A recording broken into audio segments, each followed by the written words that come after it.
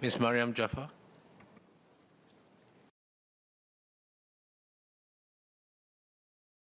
Sir, free trade zones are a core part of Singapore's trade strategy, building on and reinforcing our international air and sea hub positioning. FTZs have proliferated with speed in the past few decades and become an integral part of global supply and value chains. Depending on your sources, there are now over 3,500 to over 5,000 FTZs in more than 135 countries around the world, boosting economic opportunities, FDI, and job creation, in particular by offering exemptions from duty and taxes and simplified administrative procedures and less regulations. But the same characteristics that make FTZs attractive to legitimate businesses also attract abuse by illicit actors. And there has been, for some time now, heightened concerns of FTZs being exploited for illicit trade, including weapons proliferation, as well as trade-based money laundering operations, tax evasion, and terrorist financing. Customs and the private sector have expressed the need for better customs procedures and controls in FTZs, leading to the development of best practices such as the practical guidance on free zones released by the World Customs Organization in 2020 or 2021. As such, this update to the FTZ Act is timely. The proposed amendments have sought to align with international best practices, taken into account industry practices here, and provide good clarity regarding regulations covering the control of the FTZs and the division of responsibilities of the various players involved, including customs, the FTZ operators who will now be licensed, FTZ cargo handlers, and shipping agents. This is key, as the multiple actors involved in operating and governing the FTZs requires clarity about responsibilities and effective coordination, including information sharing. For instance, the requirement for advanced data submission by shipping agents to cargo handlers, and in turn by cargo handlers and FTZ operators to customs, will provide greater oversight of goods, persons, and operations within the FTZs.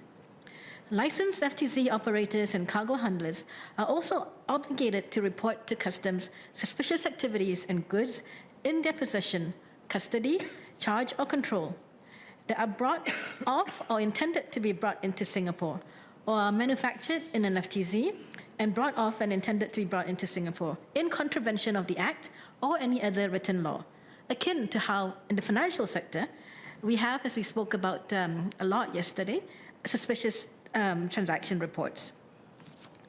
The amendments also establish the jurisdiction that the government and customs have to enforce controls and the penalty framework.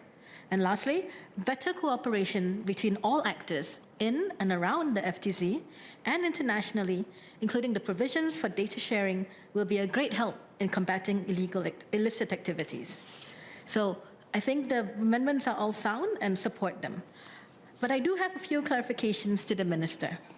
First, while there is a need to increase oversight and controls, there needs to be balance in ensuring that the controls do not create overly onerous burden and costs that affect the efficiency of our FTZs, which remain vital to our entrepreneur hub strategy. Further, the best controls, if poorly implemented, will also affect the competitiveness of our FTZs. This is especially true given the diversity and volume of activities in our FTZs. It is therefore important to take a risk-based approach and to leverage data, technology, and IT integration.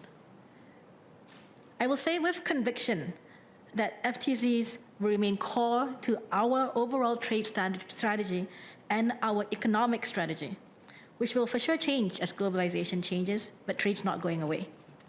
I would like to ask the Minister how the revised FTZ regime increases our business costs, whether and how the revised FTZ regime increases our business costs, and whether it will reduce the competitiveness of our FTZs, especially in the context of other countries raising their game. For example, China has recently moved to open up its FTZ zones.